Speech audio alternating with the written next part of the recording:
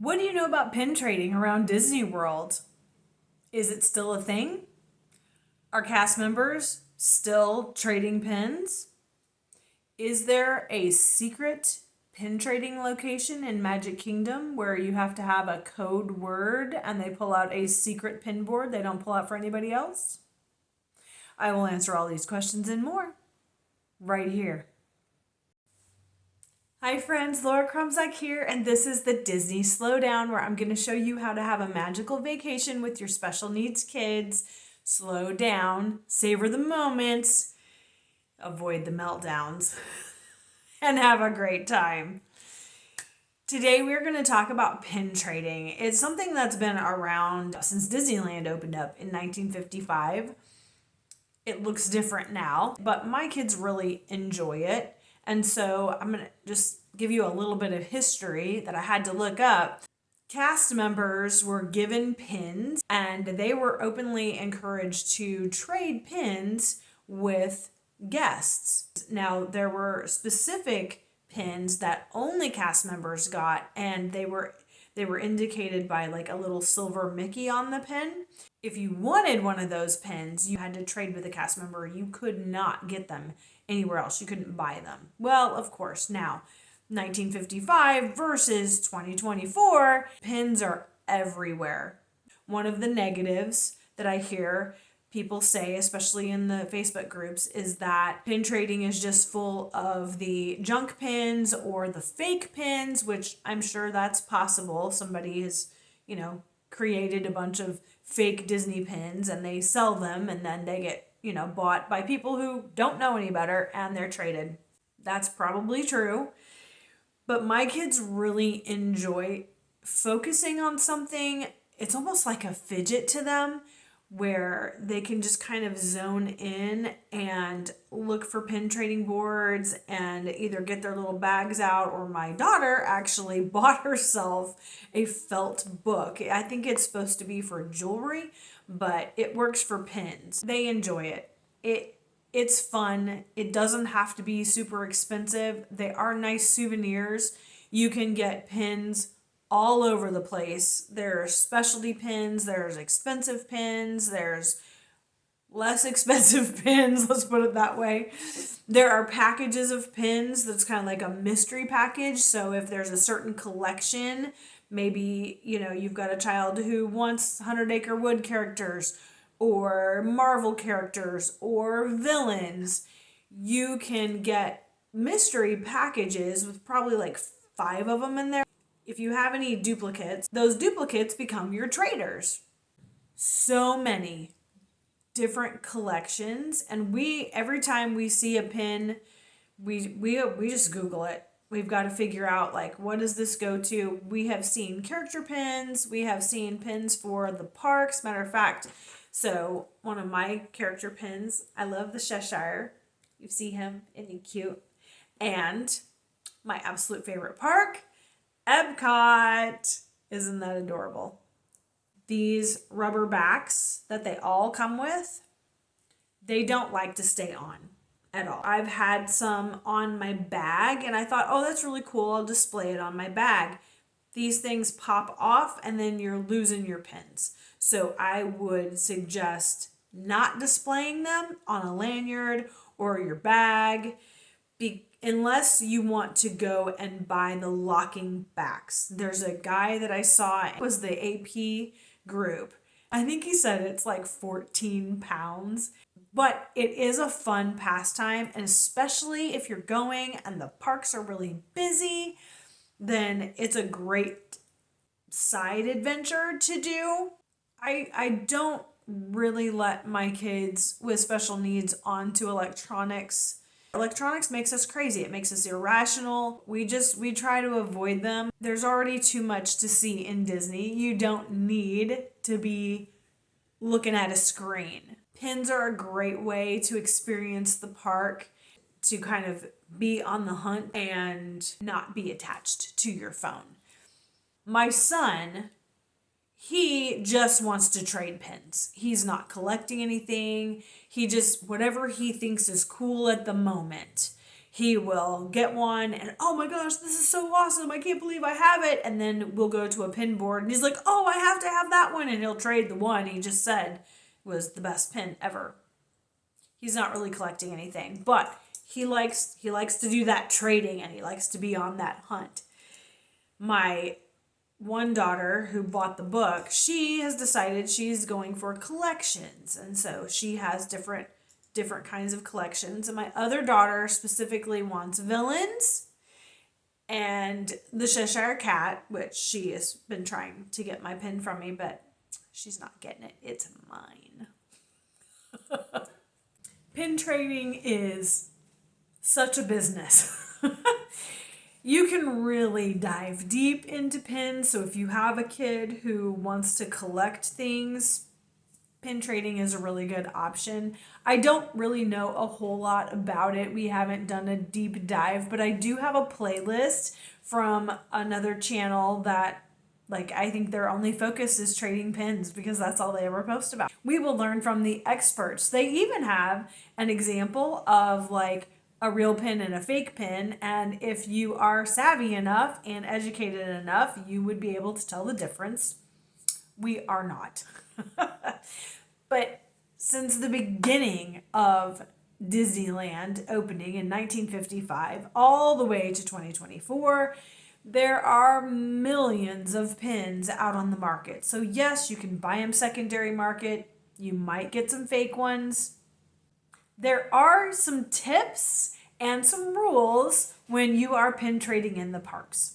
The first one is that when you come to a pin board, you are only allowed to trade 2 pins. Another rule, and not all cast members will invoke this rule or tell you about this rule, but it's also just kind and courteous. Don't leave a pin that's already on the board. The third rule is always circle back, especially to the ones in the front of the park. It's hit the most, and every time it's different. We have been in the pin trader at Epcot, and my daughter's like, there's nothing on there right now, but there's like a whole group of people that are trying to trade. So we're just going to linger in the shop a little bit. And then when they do their trading, we're going to come back and we're going to see what they left. And sure enough, she found 2 pins that she really wanted. So that was a great strategy. And then after we had done World Showcase and we came back around, we were exiting the park. She's like, I want to check the pin trader board again. And I think she found another one that she was super excited about. So always circle back, especially to those ones in the front of the park. Where do you find the pins? I know this is going to be controversial, but we have purchased them on eBay. It is what it is. I'll get like 50 of them, 25, I don't even remember. And divvy them out between the kids. I did it for Christmas last year. I got a package of pins. I put them in their stockings, and I kind of selected the characters that I knew they would be most interested in. And then the rest of them, I'm like, well, these are traders for them. And so, they traded amongst themselves, and they love to take them to the parks. Yes, you can get them a starter set. You can probably go on to Shop Disney if you want the official pins or you want to start them on a specific collection, then absolutely that's probably where you're going to want to go. And yes, you will find good pins on all the boards. It's not all garbage. My kids have found like really expensive pins on the boards, and I believe those are going to be what we call pixie dust. There are people who just buy pins and they will just leave them on the boards. We love that. We love that about the Disney people, right? We love to get pixie dusted. We love to do nice things for each other. So pixie dust is a real thing, and you're going to see it amongst the guests too. I also love when my daughter was looking for specific pins and we're all standing at the board and there's other people there. It's going to be your adults that will have the books and they'll say, well, what are you looking for? They'll trade with them. And they don't just give them. I mean, sometimes they'll, some people will just be nice, like, you can have that. But, it's like, okay, this is a trading, so what are you going to trade me? What do you have to trade? And they don't care necessarily if it's, something that they're looking for, if it's just another trader for them. They made a kid happy. So we love having that kind of experience. Where can you find the pin trading boards once you get into the Disney bubble? Good question. First of all, have you subscribed to my channel yet? Because I would really appreciate it if you did. And if you are finding this video helpful, please like it, hit that subscribe, the notification bell so you know when I release new videos, and go check out my playlists. I'm going to leave playlists on my channel for not just my videos, but other vloggers that I find helpful when I'm trying to plan a Disney trip. In the description, come and join my tribe on Patreon. And the main reason why I did a Patreon is because I am going to organize a mom trip to Disney. That is like my top priority. But we need a tribe in Patreon so that we can get that ball rolling. I am so ready to take a mom trip, and I have so many great ideas. So jump on over to my Patreon. The best place for pin trading is actually Epcot. And the reason why I say that is because we have found more pin trading boards in Epcot than in any other park. So there's a pin trader in the front of it actually says pin trader over the shop. It's right under the golf ball, Spaceship Earth. We call it the golf ball. It really looks like a golf ball. And so there's going to be a big pin trading board there. Plus you're going to be able to buy a bunch of pins there as well. Surprise, right? And not necessarily inside the shops and the merchandise shops. Sometimes that's usually where you're going to find pin boards. I don't think we have seen them inside the shops at Epcot, but the front half of Epcot, those shops and kiosks that are like freestanding and they're outside, you're going to find pin boards there. So there's several locations that we found good pins. And then in World Showcase, every single country, it's going to be right with the kid cot, there's a pin board too. It's a great place, especially if it's busy, especially if you're there like at the first day of a new festival. You're going to want something else to do.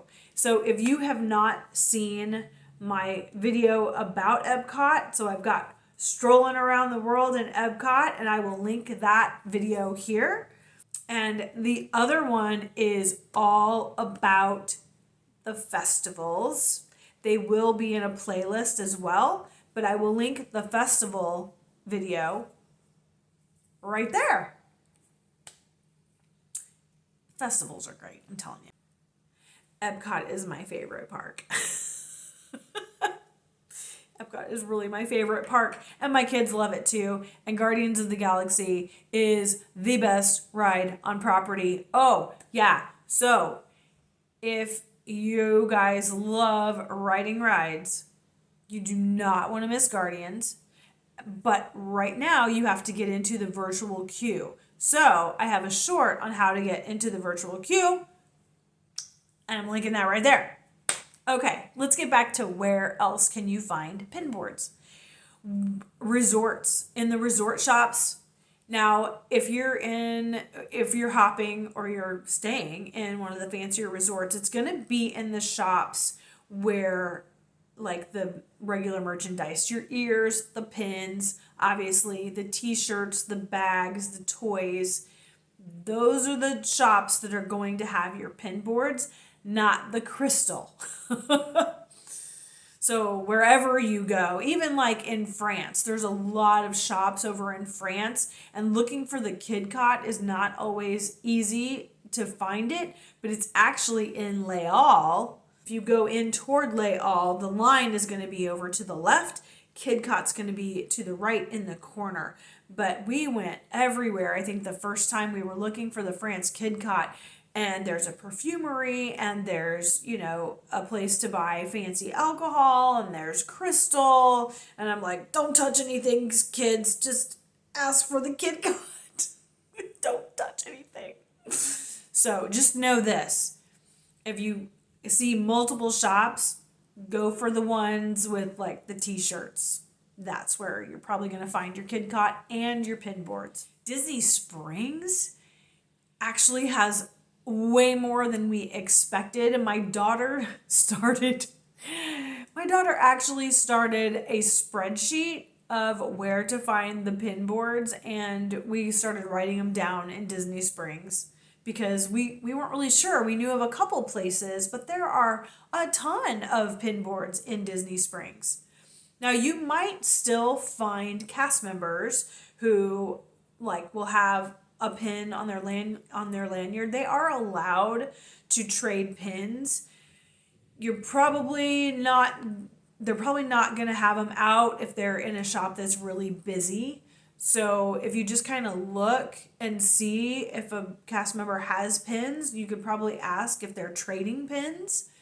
And if they are, or if they're allowed to kind of stop doing whatever they're doing, they may stop and let you trade pins. Magic Kingdom also, there's not as many as I expected in Magic Kingdom because there are a lot of shops, but there are several in Magic Kingdom. Now, I will tell you there's some bad information out on the World Wide Web right now. We were looking for the secret pin board that I think used to exist, but it is no longer there. And that's over in Storybook Circus. They used to have a secret code, and if you went into Storybook Circus, you would ask, where's the popcorn? They would pull out the secret pin board. Well, we went and asked, I think we did this 2 different times, and we asked 3 different cast members in different areas in this shop, and they directed us to the popcorn stand outside or the flavored popcorn that they sell there in the shop. There's no longer a secret pin board. I am so sorry to tell you that, but we have tested that theory out multiple times and it does not exist. It's unfortunate. Animal Kingdom. What I like about Animal Kingdom is you've got a lot of kiosks outside. So as you're walking by, you're like, oh, there's a pin board. You don't have to kind of go into the shops to find. And we did find several at Animal Kingdom as well. So just remember to be looking for those.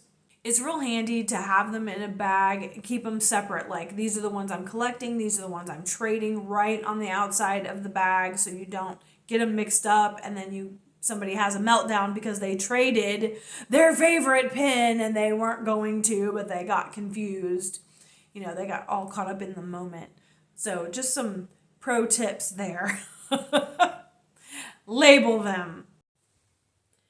We haven't done a lot of pin trading in Hollywood Studios, but that's why I love learning from other YouTubers. And again, I'm going to go ahead and link that pin trading playlist. I've got one for each of the parks. They're relatively new. If you go back to older videos, like even 2 years ago, they had things like mystery pin trading, which I have not seen. I don't think that exists anymore, but it was fun to watch, but I didn't add that to my playlist because it's no longer relevant. So for Hollywood Studios, there's a lot of really good places. You're going to find places all over that sell pins, that sell those packages of pins. So if you are collecting, grab those packages. You can probably get those on Shop Disney as well.